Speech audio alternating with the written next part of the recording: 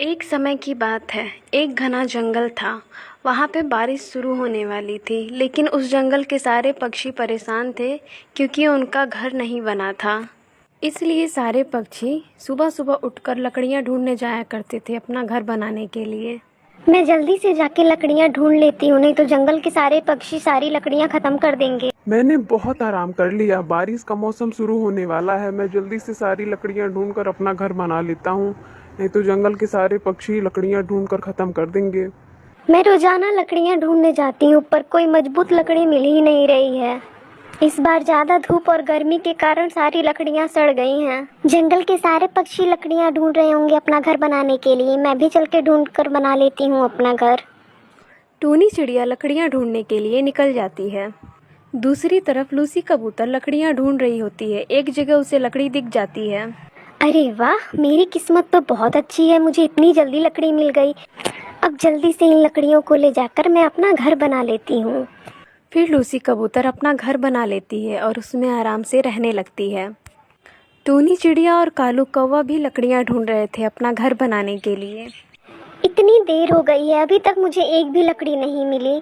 बरसात किसी भी वक्त हो सकता है, मैं क्या करूं भगवान, मुझे कुछ समझ नहीं आ रहा है। तभी टूनी चिड़िया को एक जगह पर कुछ लकड़ियाँ दिख जाती हैं। अरे वाह, आज मुझे लकड़ियां मिल ही गई। चलो मैं चलकर अपना जल्दी से घर बना लेती हूँ।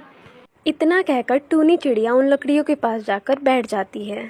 दूसरी तरफ कालू कौवा भी बहुत देर से लकड़ियाँ ढूंढ रहा था, पर उसे एक भी लकड़ी नहीं मिल रही थी। अरे भाई, अब मैं क्या करूं? इतनी मेहनत तो मैंने अपनी पूरी जिंदगी में नहीं की। अगर बारिश नहीं आती तो मैं ये सब कभी ना करता। तभी कालू कौवे की नज़र टूनी चिड़िया पर पड़ती है। अरे, ये तो टूनी चिड़िया को भी लकड़ियां मिल गई। सारे पक्षियों को लकड़ियां मिल जा रही हैं। मैं इतने दिन से लकड़ियां ढूंढ रहा हूँ, पर मुझे एक भी लकड़ी नहीं मिल रही है। अगर ऐसे ही चलता रहा तो बारिश में मुझे बिना घर के रहना पड़ेगा। मुझे अब अपने शातिर दिमाग का इस्तेमाल करना ही पड़ेगा। तभी कालू कौवा एक शातिर योजना बनाता है। अरे हाँ, मैं ऐसा करता हूँ, टूनी चिड़िया से जाकर लकड़ियां छीन लेता हूँ। ज्यादा बोलेगी तो एक आध चोंच मार दूंगा। कालू कौवा उड़ता हुआ टूनी चिड़िया के पास जाकर बैठ जाता है। अरे टूनी चिड़िया, तुम ये क्या कर रही हो? ये लकड़ियां मैंने ढूंढ कर रखी थी, तुम इसे ले जा रही हो। तुम्हें मालूम है ना, चोरी करना पाप है, फिर भी तुम चोरी कर रही हो। अरे कालू कौवे, तुम झूठ क्यों बोल रहे हो? ये लकड़ियाँ मुझे अभी अभी मिली हैं। तुम झूठ मत बोलो। मुझे मालूम है तुम बहुत शातिर हो। तुम्हें लकड़ियाँ नहीं मिल रही हैं, इसलिए तुम मुझे बेवकूफ बनाकर ये लकड़ियाँ ले जाना चाहते हो। अच्छा चलो टूनी चिड़िया, अब तुम्हें पता लग गया है तो लाओ, ये लकड़ियां आप मुझे दे दो। नहीं कालू कौवे, मैं तुम्हें ये लकड़ियाँ नहीं दूंगी। अगर तुम लकड़ियां नहीं दोगी तो मुझे जबरदस्ती करना भी आता है, इसलिए मैं अभी प्यार से पेश आ रहा हूँ। चुपचाप से ये लकड़ियां मुझे दे दो। फिर टूनी चिड़िया कालू कौवे को लकड़ियाँ दे देती है और उदास होकर वहाँ से चली जाती है। सभी पक्षियों ने अपना अपना घर बना लिया होता है, लेकिन टूनी चिड़िया को लकड़ियाँ नहीं मिली होती हैं, इसलिए वो अपना घर नहीं बना पाती है। फिर एक दिन बारिश शुरू हो जाती है। सभी पक्षी अपने अपने घर में आराम से रह रहे होते हैं, लेकिन टूनी चिड़िया का घर नहीं बना होता है, इसलिए वो बारिश में भीग रही होती है।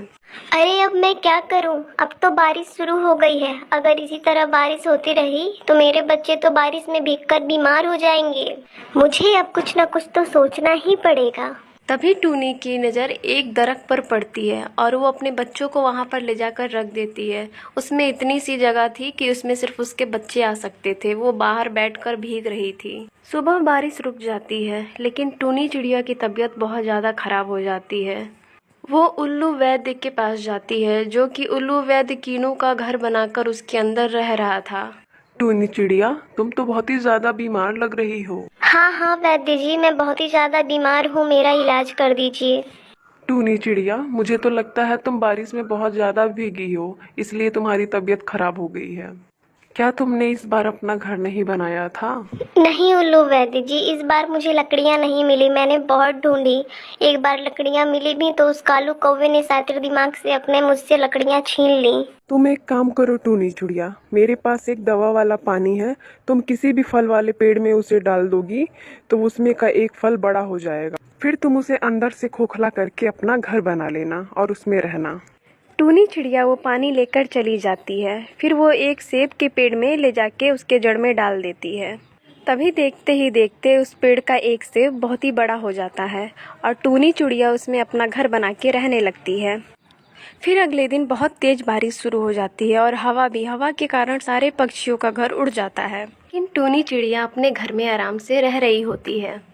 तब फिर उड़कर सारे पक्षी टूनी चिड़िया के पास आ जाते हैं और कहते हैं, अरे टूनी चिड़िया, तुमने इतना बड़ा सेब का घर कैसे बनाया? हमारा घर तो हवा के कारण उड़ गया।